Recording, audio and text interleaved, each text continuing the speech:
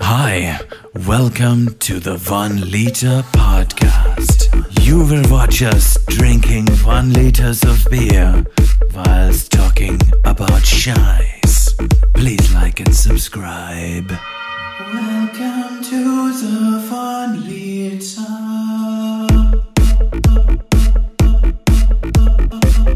What's up? What's up? Cheers, boys.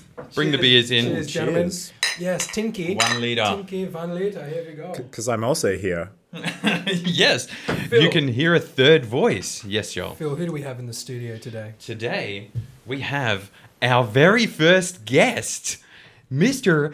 Jeff. Am I going to pronounce it right? Killenstein? Kielenstein. Killenstein. We want to pronounce it the Dutch-German way. Welcome to my podcast. Welcome to Jeff's podcast. He has done a 1 liter takeover. That's right, yeah. This evening. He's a monster. This is a giant beer. This is probably the biggest beer I've ever seen. Das Boot. That's Have you- boot. Yeah, basically. Chug. No, just kidding. yeah. Just kidding. So, for those who don't know, Jeffrey Killenstein is a good friend of ours. He was in my grade in high school.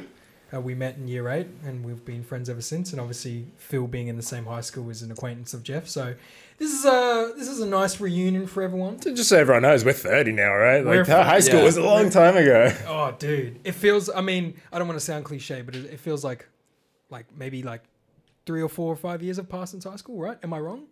No, much longer than that, man. Doesn't feel like that for me, dude. My lower back hurts. Yeah. I had a 10-year reunion when I moved here, so you guys had passed 10 years for sure. 100%. Yeah. We've had it. We've had it. What was it, 2 years ago we had our reunion? Yeah, Yeah, probably. maybe. Just before probably. COVID. I didn't go. I know Jeff went. I didn't go. It Jeff- did. That was Jeff the worst $85 I ever spent. Really? That's Really? bad? Well, I mean, I was like, cool, I'll eat $85 worth of sushi. Why'd they keep taking the plate away? I don't understand. Leave it there. Let me out. Were these people walking around with platters? Yeah. And they kept pulling it away. And then they'll do the rounds and they'll take it back into the kitchen. Leave it on the table. Yeah, Like, just leave it for us to Your- finish. Your boy's hungry. Yeah. And you're like, hey, leave it. Leave that shit. What is she doing back there? Yeah, I never know what she's doing back there. Yeah. I never know what she's doing back there.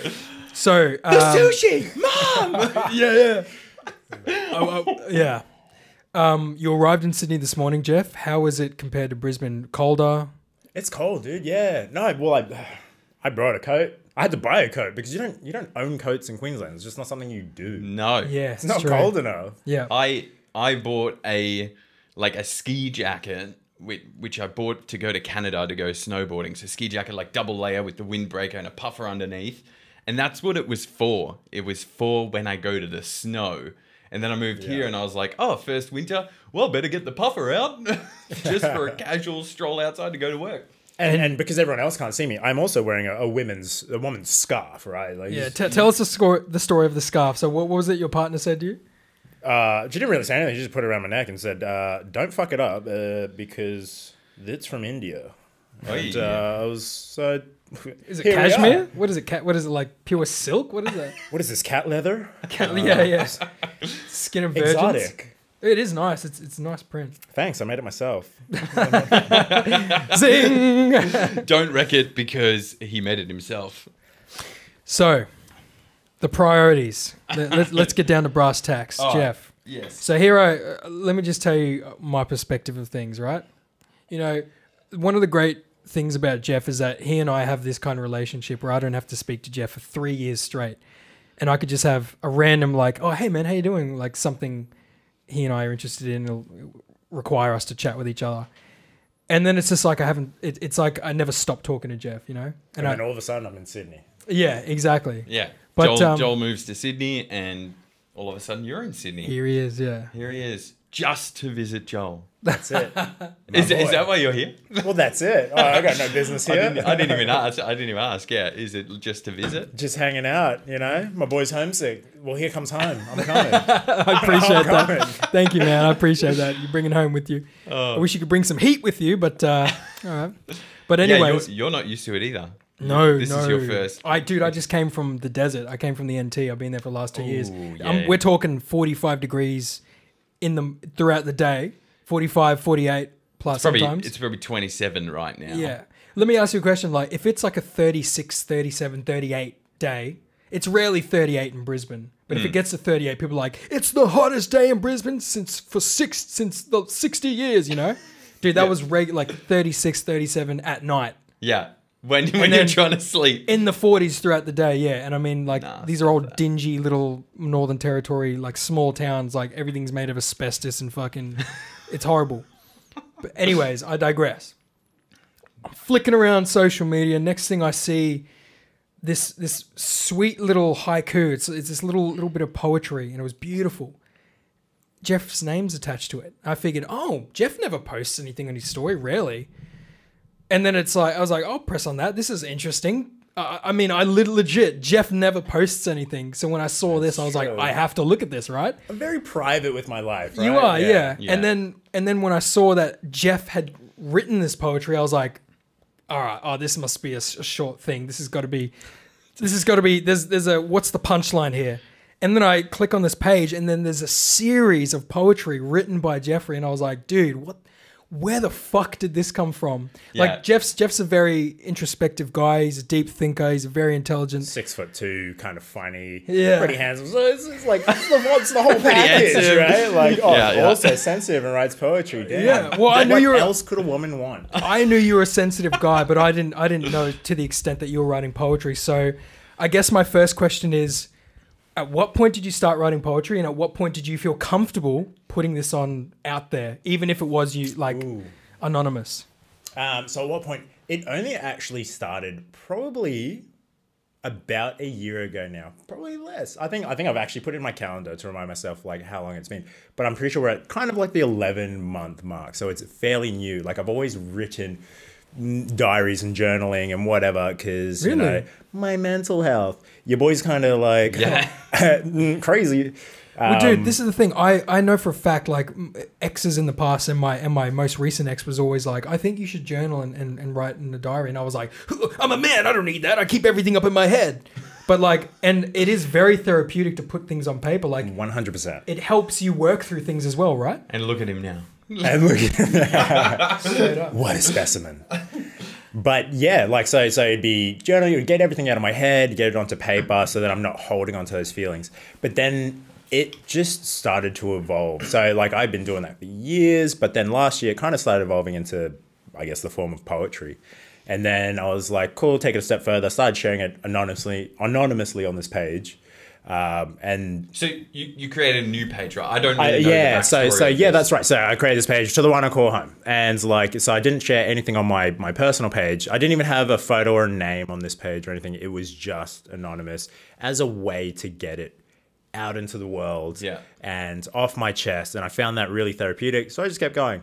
And then people just started following it, and then people would connect with me and message me about how they felt similar things and how they connected with it. And I was like, that's awesome. Then started like people got curious about who I am, who's behind the page, and things like that.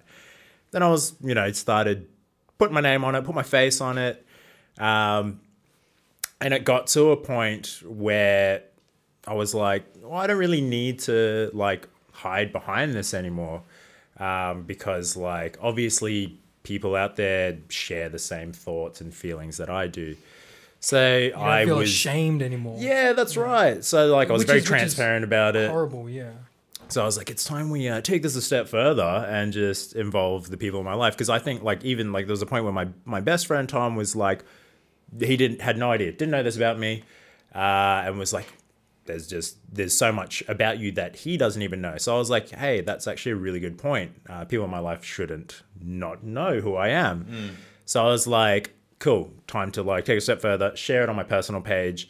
If people try and bully me for it, hey, guess what? Like, I'm 6'2", like, Square up. Can I just ask though? Right up to you. Because I just mentioned, I mentioned the first thing that came to my head was ashamed, and obviously that's not the driving factor for everyone. But being a guy in this day and age, like, even though things are getting better and men are feeling more comfortable being a bit more open about their feelings, would you agree that?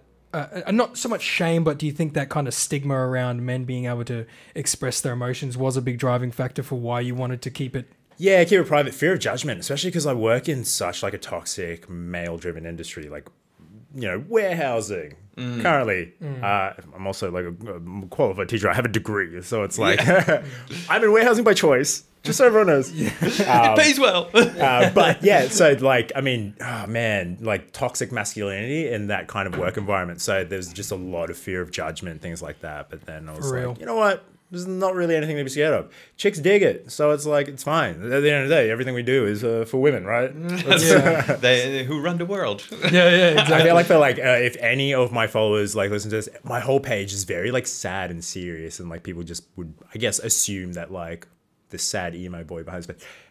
I'm actually kind of like just an idiot. Like I do like to joke about literally everything. So this will be a whole new perspective for everyone. And like your emo phase is like high school behind you now, or You would think that, but he keeps it 100. the haircut changed. Nothing else. It's still what top 0.5% of listeners for Mayday Parade. hey, Let's go. I'm pretty sure I was also top 1% of Dead by April, but that's not really emo. That's like super screamo synth. Yeah, stuff. nice. So yeah. Dude, I was top 1%, the original emo, The Cure. Oh no Dude, way! 100, No yeah, for real. way. Yeah, Spotify, what's Never good, grow baby? up. Never surrender. Exactly.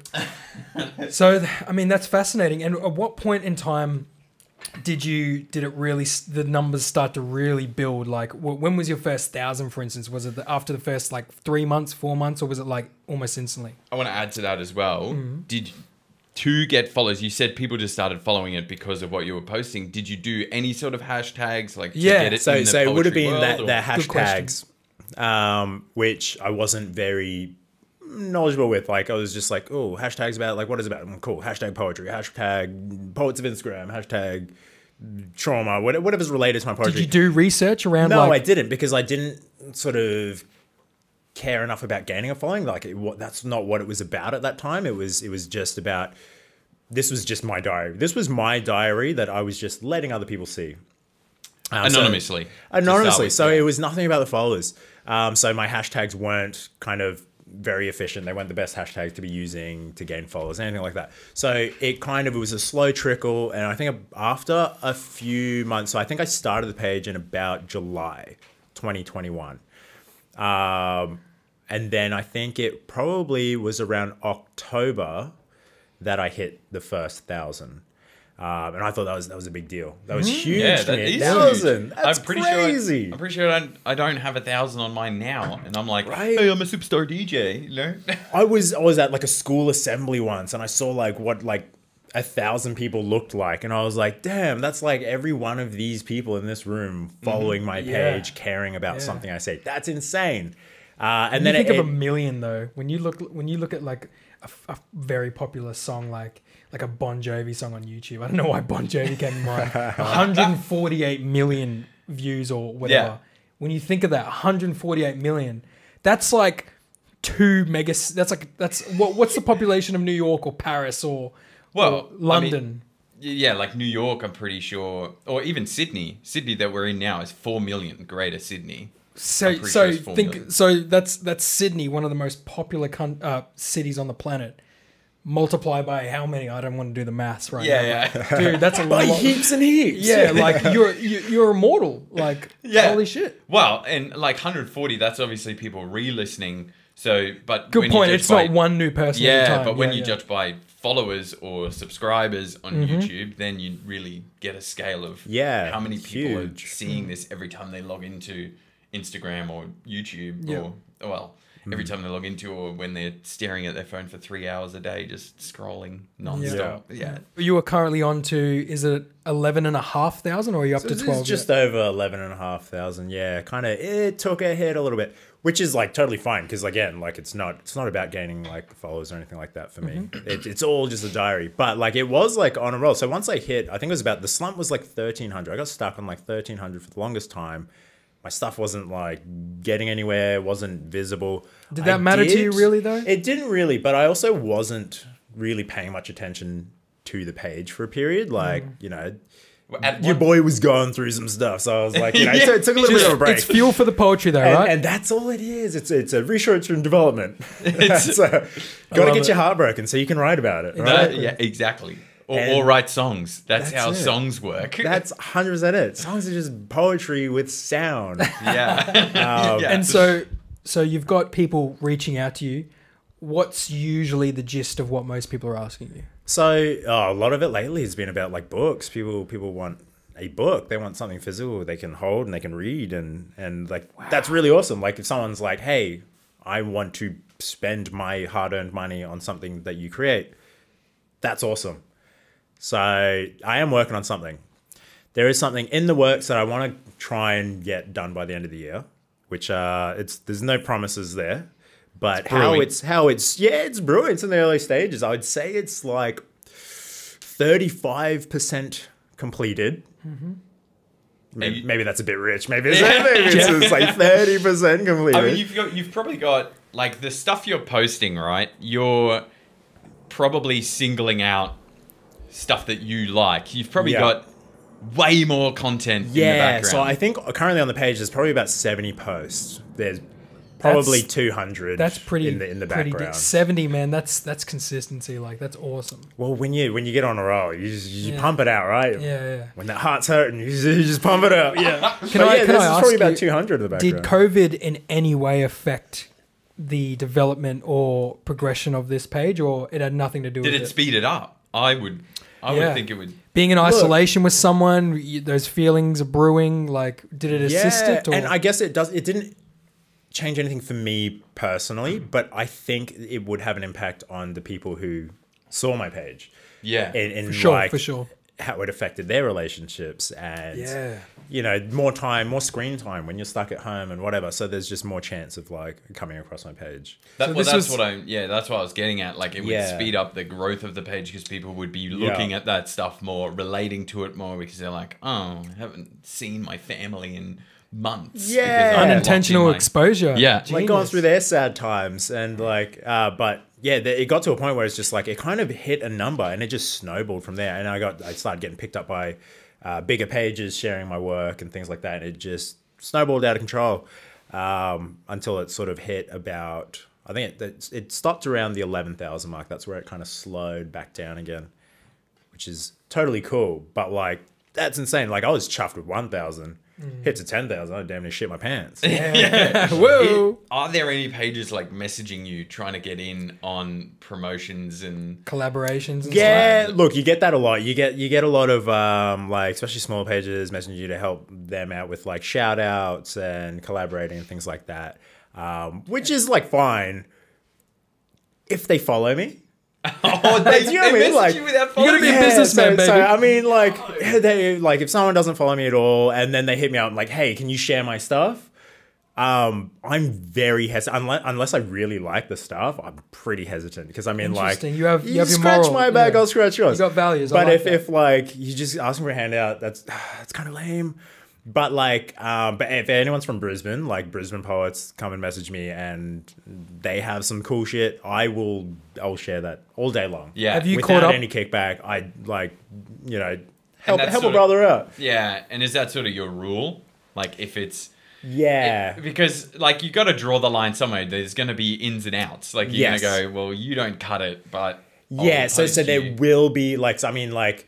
Cool. I'll be very much more likely to help out someone local to me and things like that because I think like it's really cool knowing like there's other people like in my immediate area like me. Have you caught up with anyone? If their stuff isn't kind of to my liking or doesn't fit my aesthetic or things like that, then it's like, oh, I'm very hesitant to share that. Have I caught up with anyone? No, I haven't. But like I have had two Brisbane poets kind of message me now, which is cool. Poets that you admire? Yeah, I think they're great. And like, seems like quite similar work and stuff. So I am currently like, working on a collaboration with one guy from Brisbane, William. But we haven't quite started anything yet. Like, just busy times. But I'm excited to do something with like some local poets.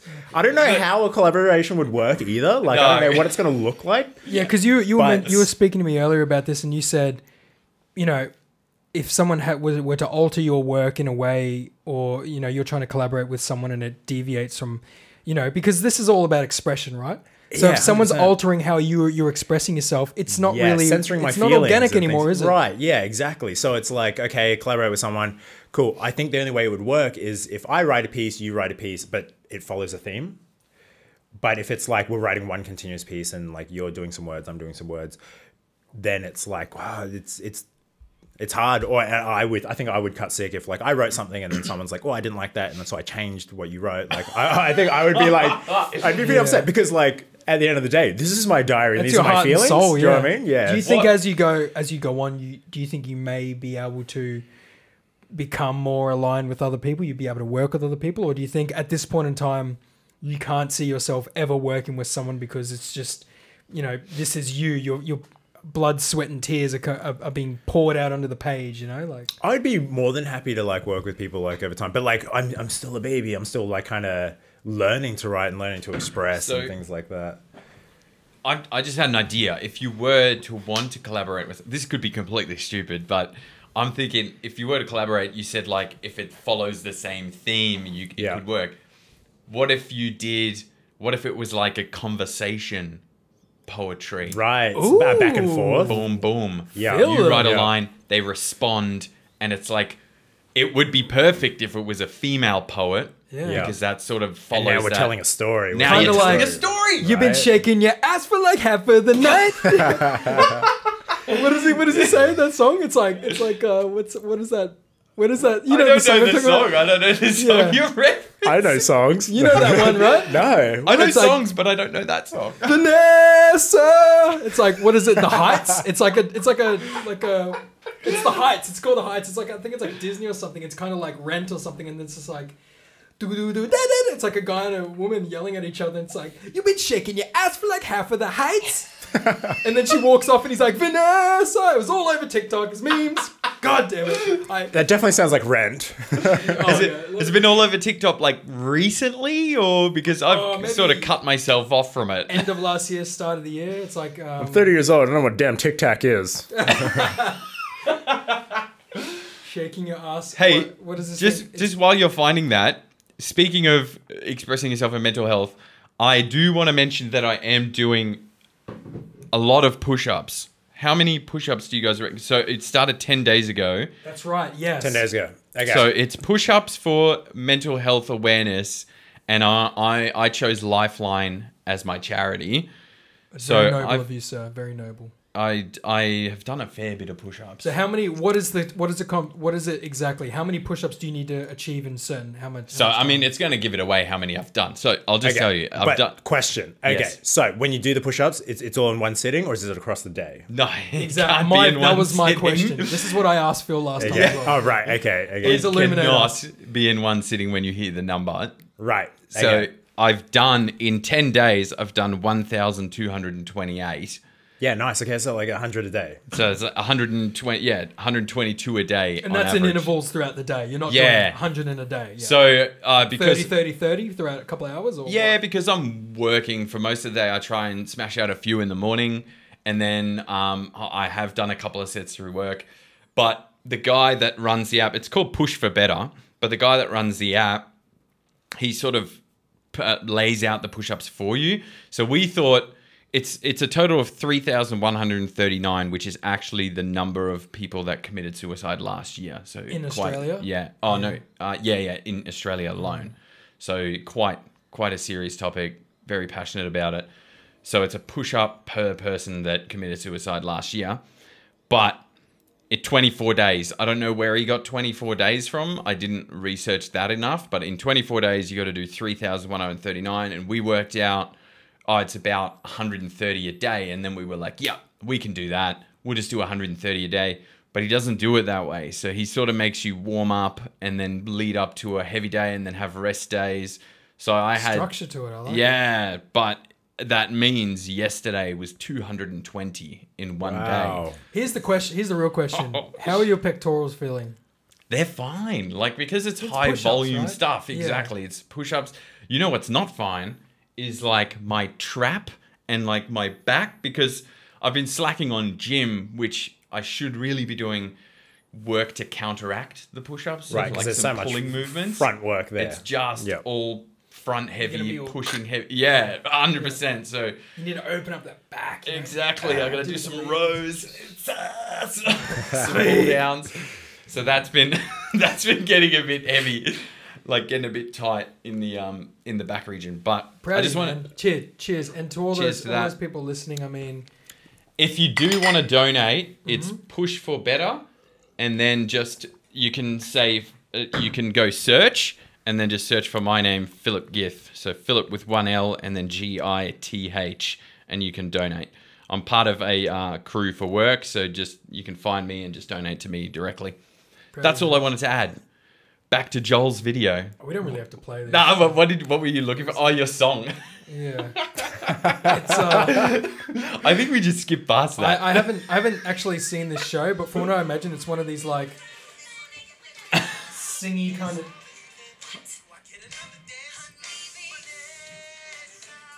Oh yeah, but it's a You conversation. heard this So before, right? I think so. ass for like half of the night. This was like everywhere, like everyone. No, No, but I get it. Chase. So that's a conversation. So that's how you should do Yeah, collab how do you feel, Jeff? How do you poetry. feel about that?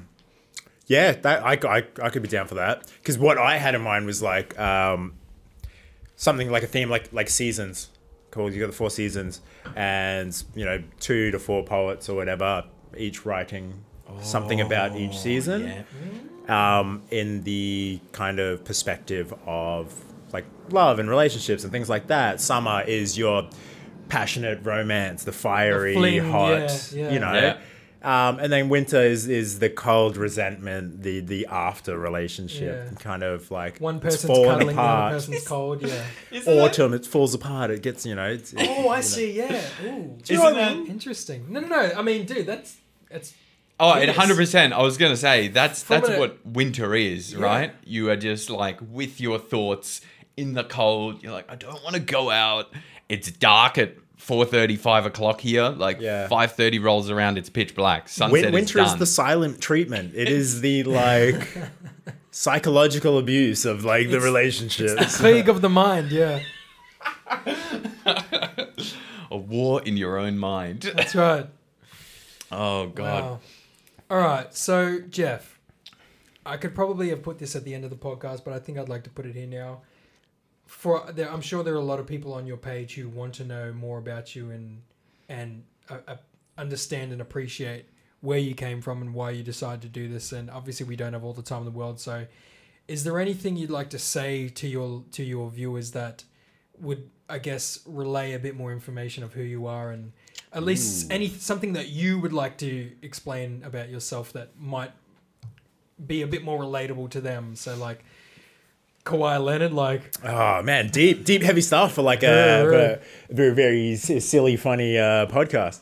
I mean, we It's can very keep deep. it light, but these But, people want to know who you are. Like, I mean, Yeah. dude, this is real. Like, keep it real. And because I mean, like I've just had this question come through yesterday. I had a message yesterday. Woman named Heather. Hi Heather. Hi, Heather. Hi Heather. And kind of responded to her today. I was sitting at the airport and I was like, you know what, I'm gonna, she was curious about what my story is. She's going through something, and is relating to my writing. So she's curious about kind of what my story is because it might align a bit with what she's going through. Of course. So then I've had questions in the past, and normally I'll just message. It would take me about 3 hours to sort of message what my story is. So I guess it'd be a good chance to sort of nut it out for everyone. But essentially, if you couldn't tell from my writing, a lot of it's about abandonment. So abandonment trauma is kind of like the biggest theme of it. It stemmed from childhood. I guess like, you've got 2 primary caregivers when you're growing up. You got your mum and your dad. The 2 people that kind of, they're just always there, no matter what. So when one of those primary caregivers isn't there, it creates a lot of issues. So my dad grew up kind of without a dad, kind of left the picture for a while. He's back now. He actually follows my page, so there's a good chance he'll listen to this. So Support. How you going? Perhaps a little Sorry too for late. throwing you under the bus. But yeah, so that happened, and that created a bit of abandonment trauma, which kind of impacted how I view relationships and things like that. So then, fast forward, to being an adult and having my first real relationship. I think I was about 19 before I had my first real relationship. Quite a late bloomer, which is surprising because, I'm quite handsome. No.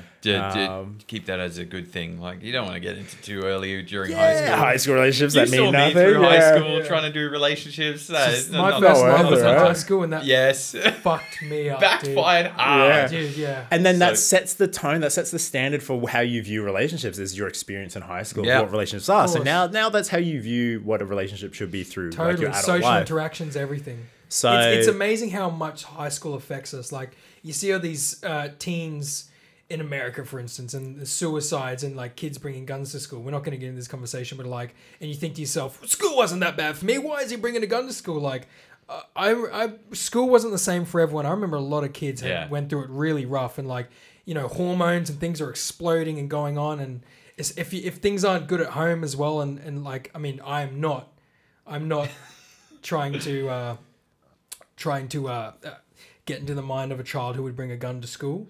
Yeah. But I mean, what I'm saying is like, Yeah, look. shit is going on in these kids' lives. Like, high school is not just something that, I'm a stupid kid now.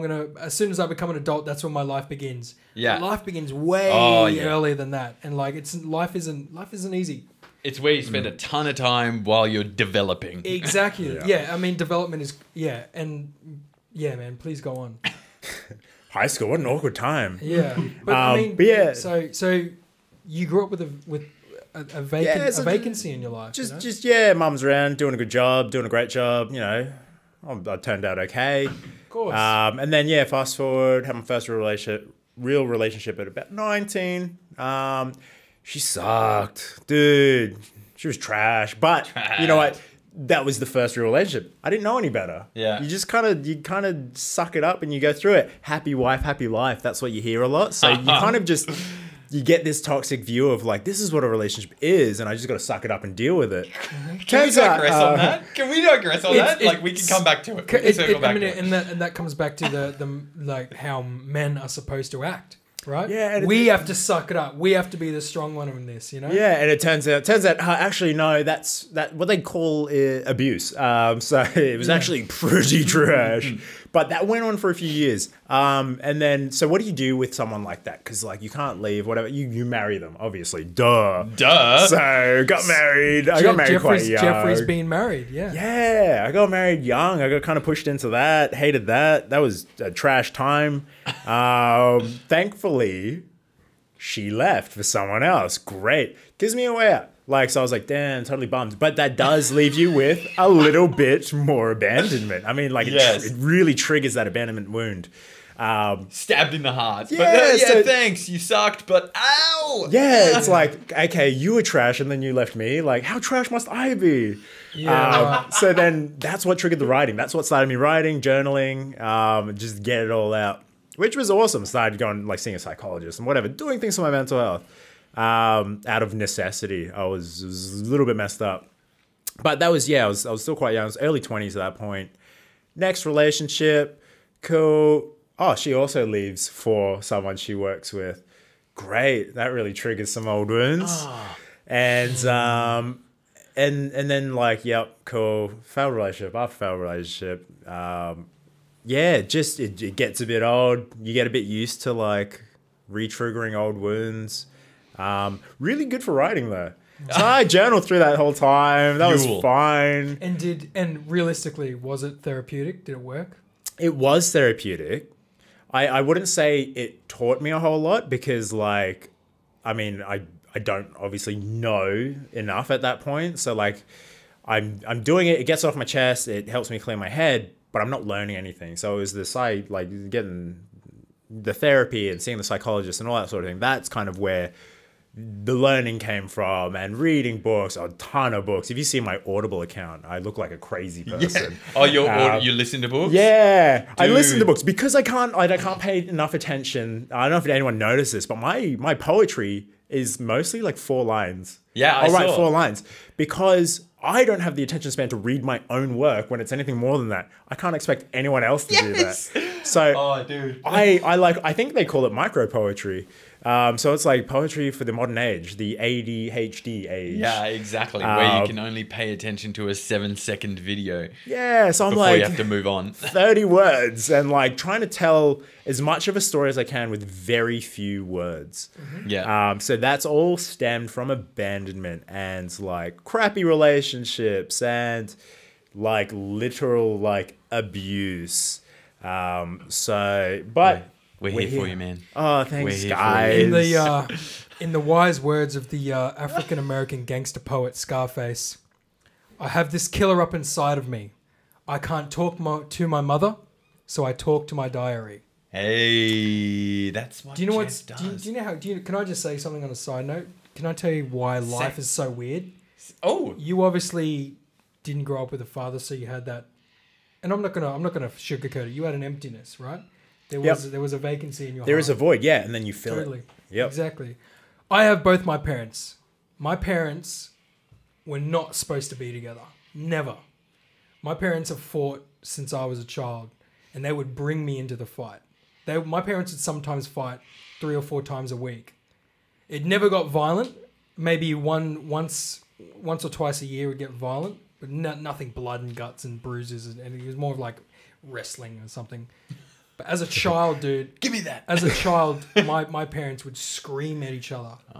So I grew up having to put out the fires of my parents' relationship. My parents should have never got together. Oh, damn. I feel I've never You said this stepped before. up.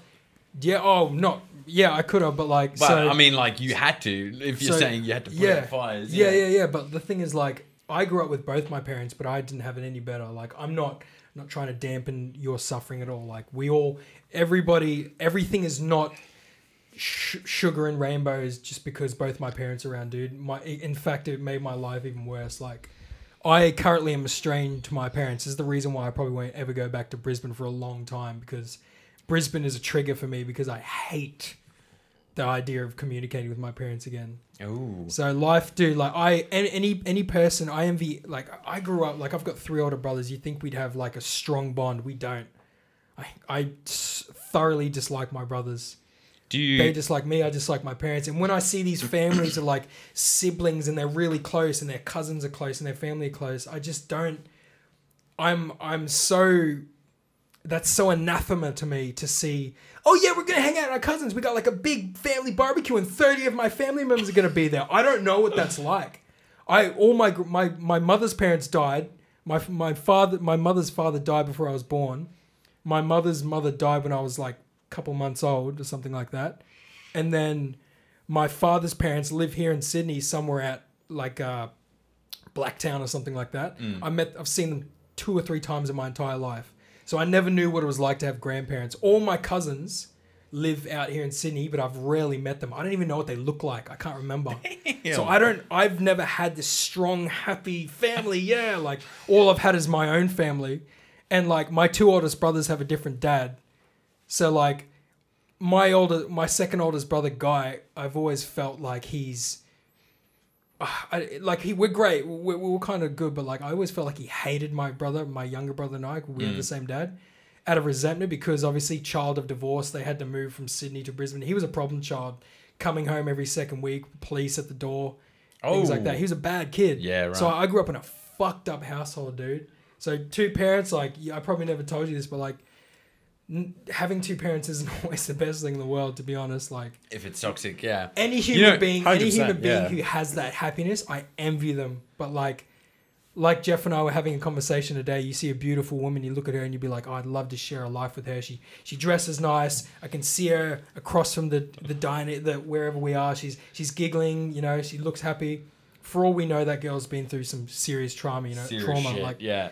You know what? Every human being is just unscathed. Any human being who is unscathed is like, I don't know how one can do it, you know? You know what you should do? Collab with Jeff. We can do some shit. Yeah. Oh, I didn't mean to. I didn't mean to turn No, that. But no. I'm sure there are other people listening who can agree. Absolutely. Like, it's just I don't think I've ever expressed my disdain for the way I've been raised through the arts. Even though you'd think I would, being an actor, you'd think I'd be like, you know, because I know Shia LaBeouf, he has if you Honey Boy, you never seen Honey Boy, but Shia LaBeouf directed it, and he played his father in the film, and a child played him, and it showed Shia LaBeouf growing up, and he was doing Even Stevenson in Disney, and like he had joint custody with him and his mum, and his old man was like just like an ex-bikie and just like wild, and like just all this shit, and they were living in like a motel every day, and it was just like hard living, and his old man was so hard on him. And like, so a lot of, if you look at interviews of Shia LaBeouf, all his earlier work was just, his characters were always fueled by anger and fear and hatred, and he always put his father's face to that person he was working opposite. And that's what was in his mind as he's doing that. Yeah. And when he did the Round Table with like Tom Hanks and like Jamie Foxx and stuff, he said when he did that film, he built a lot of empathy for his father, because obviously like he had this hatred for his father, and then like he found the empathy for his father and a common ground. Being an adult, he could see that. But it's crazy, man. It's like, I think, you know, I've never had an outlet to express this emotion. I don't even know if I ever will, you know. well, you just have a little bit. I think we've just did. triggered something Right. inside Joel. We've dug something up. We've done Yeah, something here. we've had some therapy, bro. This is good. This is a therapy session in a podcast. But the thing You is, know- like, even as an adult, because being an actor, I'm very sympathetic, a lot of empathy. Like, even as an adult, I can see, and being in relationships that seem toxic, or I seem like I'm not pulling my weight or they aren't, I can see exactly where my parents failed. And I don't hate them for it, you know? Like, if anything, even though they may have hated each other, they stuck around. So, Yeah. you know, Yeah. myself and my brothers had two people, a male and a female figures in their life. So I respect them for that. Well, And, Joel, you're welcome for this therapy session. Jeff. How much do I owe you? Yeah, Jeff will send you the invoice Yeah, later. I'll invoice that. Yeah. Sorry to detour. I didn't mean You're- make it about No, myself. but this is your podcast. You're Jeffrey, right? That's right. Jeffrey, yeah. So I knew a guy called Jefferson, which is have his you ever first heard of name was Jefferson? Jefferson? Was his last name Cambridge? I'm Jefferson I don't Cambridge. remember his last name, but that is a very different Jeff. Like, Jeffrey is where it's at. Like, my name Jeff. Jefferson's very 80s, I feel like. Very What was that, like, 80s. with Jefferson He was Airplane? younger than me. Yeah. He was younger than when me. the truth be found to be lies. Yeah. Hey, you know, speaking of therapy, you know what I did for the first time the other day? Float tank. Right, You guys ever done yes. that? No, never. What was that like? It's so good. So we did a couples float tank, which was like a big, oversized bathtub, like a mini pool. You're both in the same tank. Yeah, but Yeah, very okay. shallow water.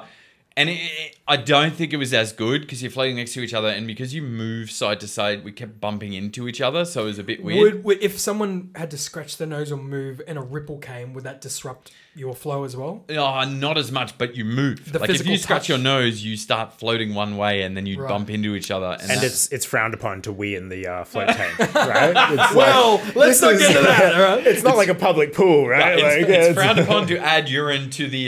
But it's not illegal. It's just it goes through a filter afterwards. So I don't know. I did two. No, what?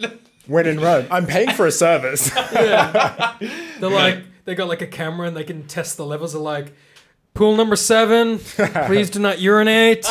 We can see it in infrared. Thank Yeah. you. Because they like this is in a big room. So the next one I want to do like a single one in a in one of those pods where it like closes the door.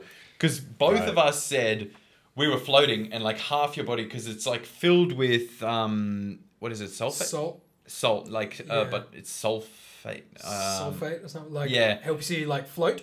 Yeah. Yeah. It's filled with 400 kilograms of that stuff. If so. did you end up having like, you know, when you're splashing around a bit gets near your mouth, could you?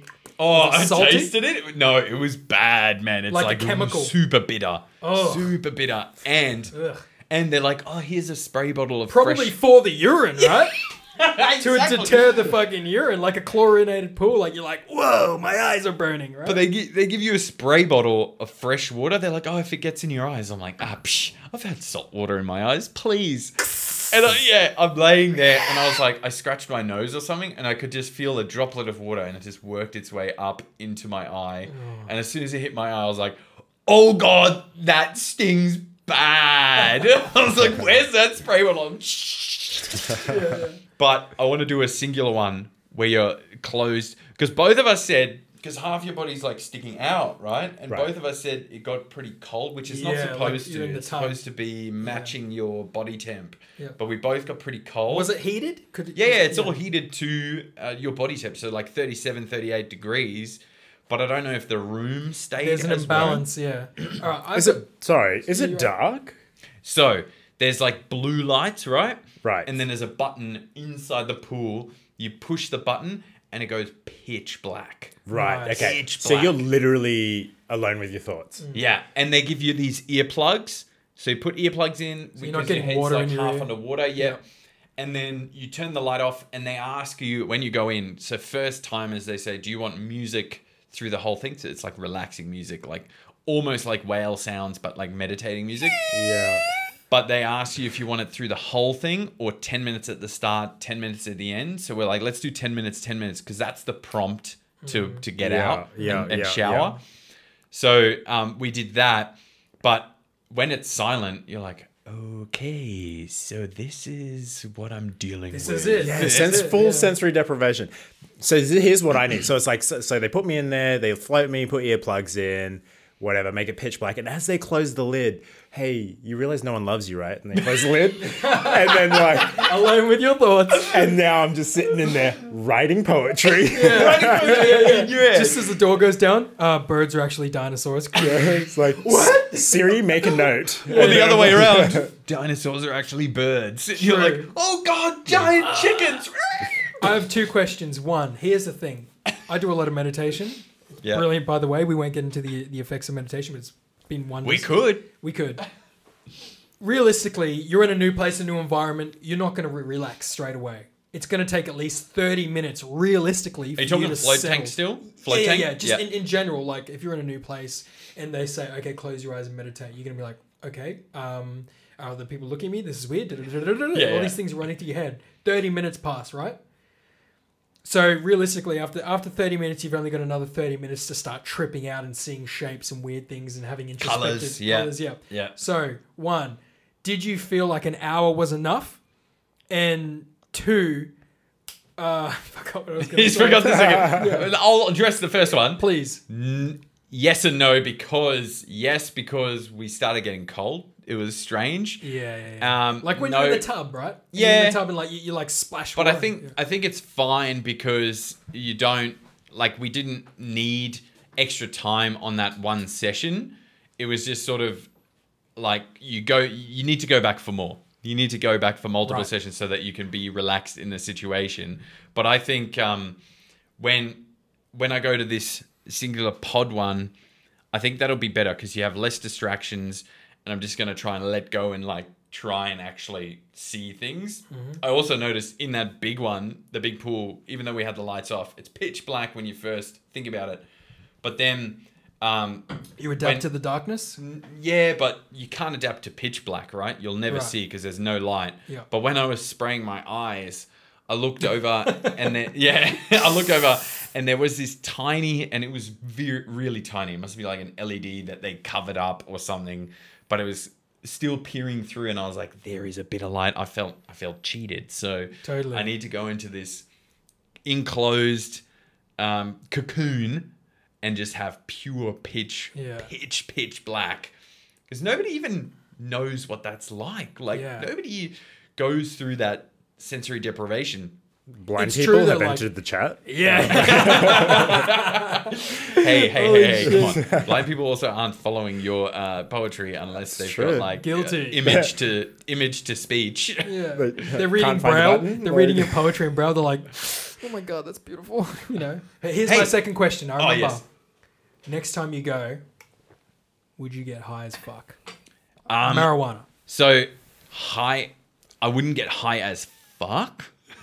Maybe a tiny bit high, because I feel like you could get paranoid. You're floating in water. You're like, what if I nod off and drown or something? Like, So you've got a lid over you. Like if you say you're lying, you're flat. So your back's obviously not touching the. No, you're thing. floating, Yeah, you're completely floating. If you put your arms up straight, can you touch the lid?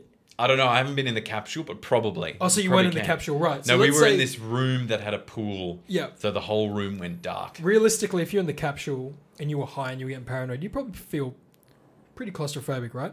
Yeah. So I'm thinking you could get like a tiny bit high, and then A tiny bit. Yeah. There's no. You can't tell, like, you know. no, but you said high as fuck, so Yeah, you yeah, could yeah. get like There is obviously a scale here, right? Yeah, there's a level to this. yeah. So you could have like a tiny hit, and then go, and then be like, okay, this will get me to the level, but it could free up the mind so you can see your colors and stuff, but it could also just make you paranoid. But I think maybe I want to try just going sober and see if I can see colors inside a little cocoon, and maybe because the silence part is where you really start to do your meditating and drifting away.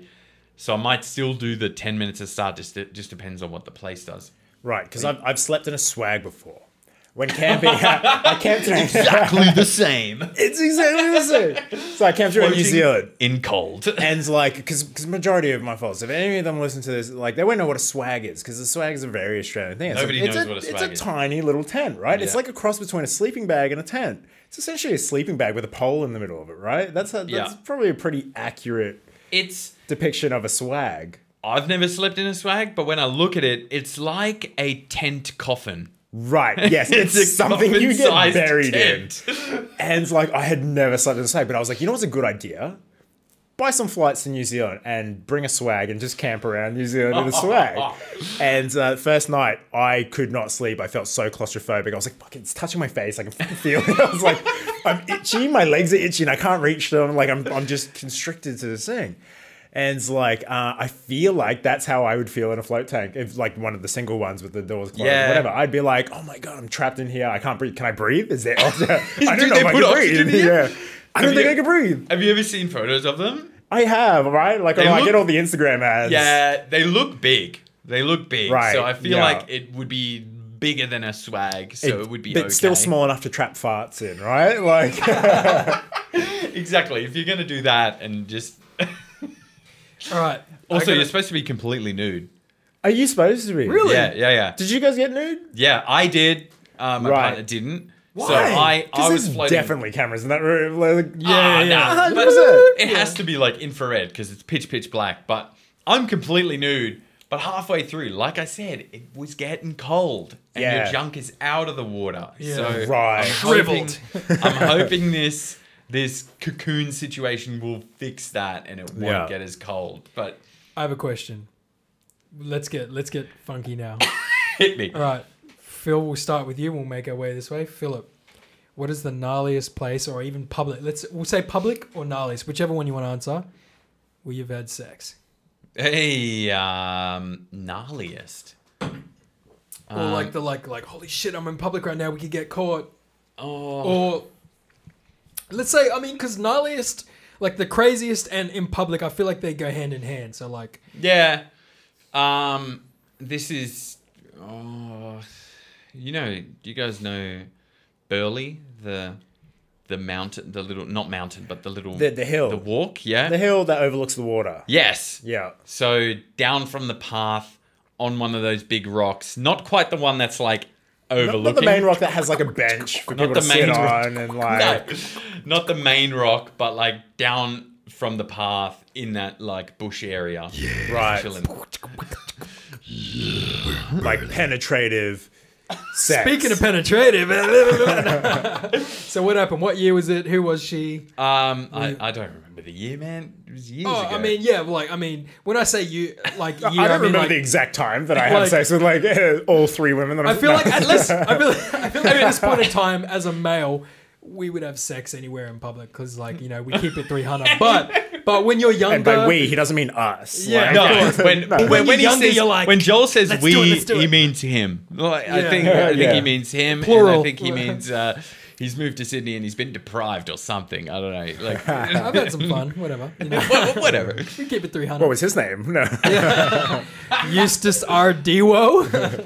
So I don't remember the year, but it was it was that thrill. That like, oh god, we could get caught. We probably won't, but we could. Like, it's, yeah. I mean, I don't really have too much to add, but that's probably the craziest place. We'll just go Jeff, then Joel. And I'll probably want to leave it on that. What time of day was it though? Was it like at a point in? Oh, it's middle of the day.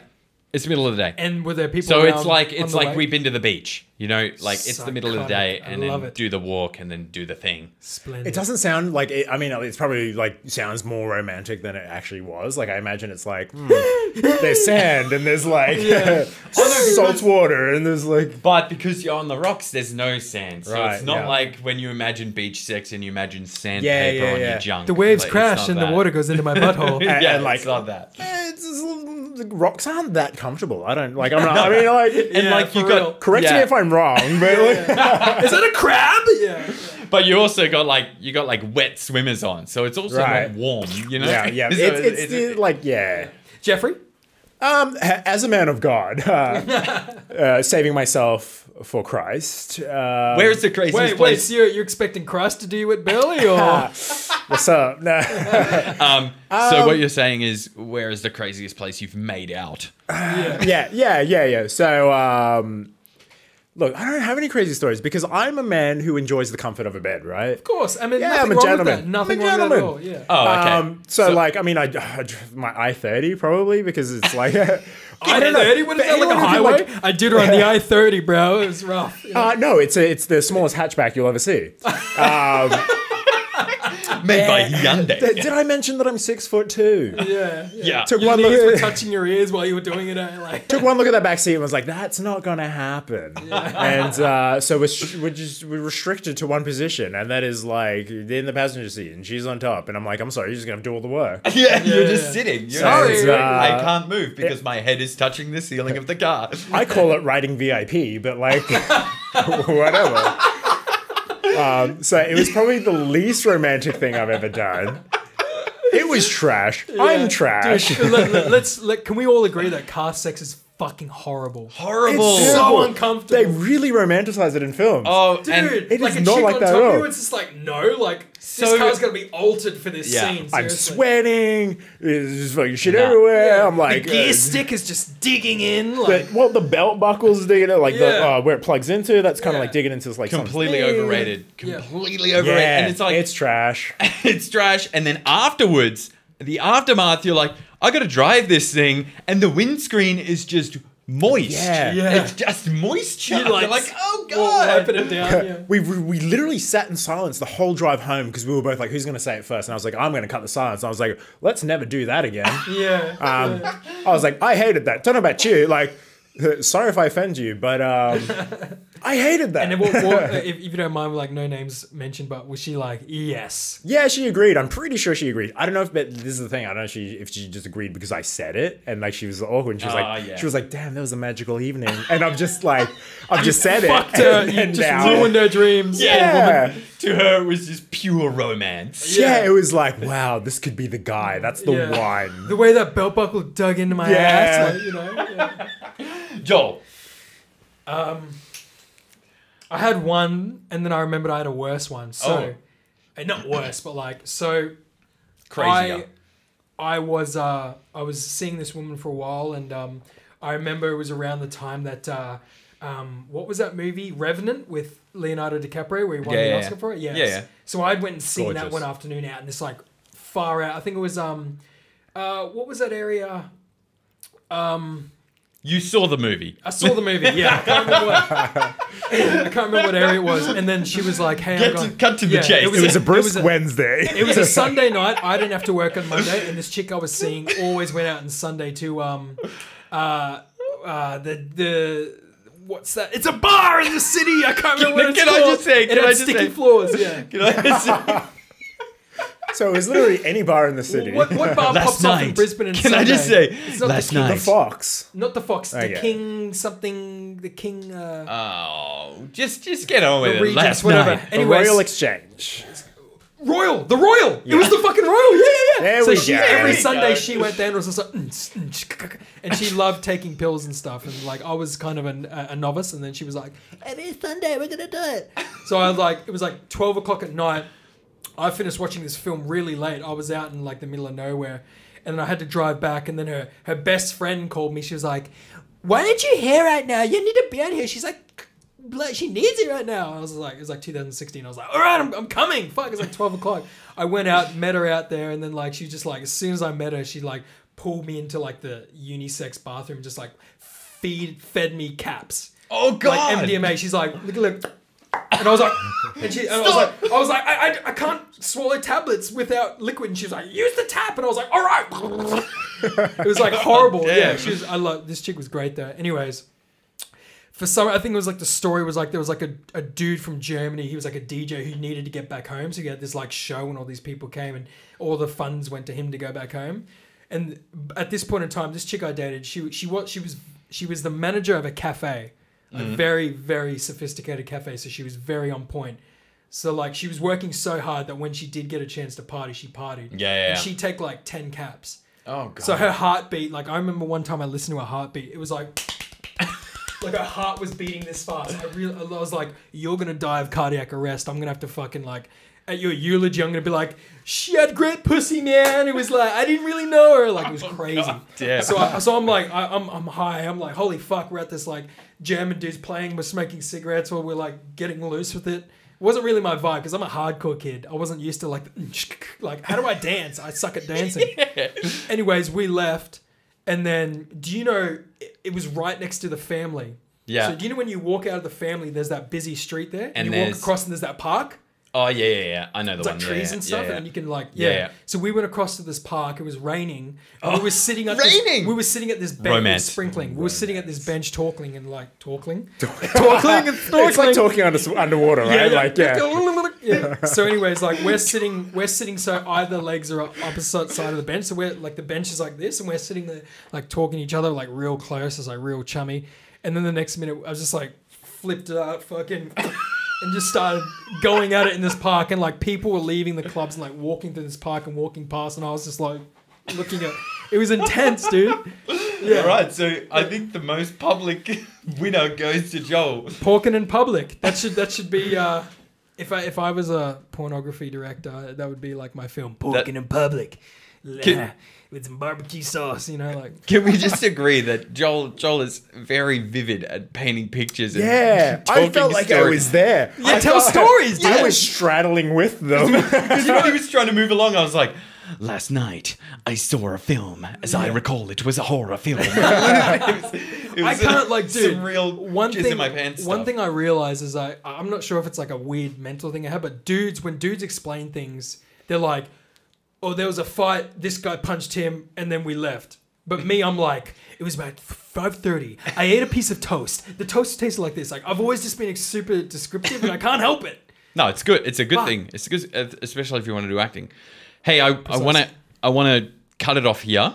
We'll Wait, one more thing. Yes. Jeffrey. No. We'll do another session. Right, We'll do okay. another session, Yeah. but we can end it on that note. I think it was pretty funny. Totally. So we can end it on that. So thank you for tuning in. If you want to donate to my push-ups, donate to my push-ups. It ends on the 24th of this month, June. And Jeffrey, what was your Instagram page called? Oh, if you don't already follow me, at to the one I call home. How'd you come up Instagram. with that name? I don't Quick know. version.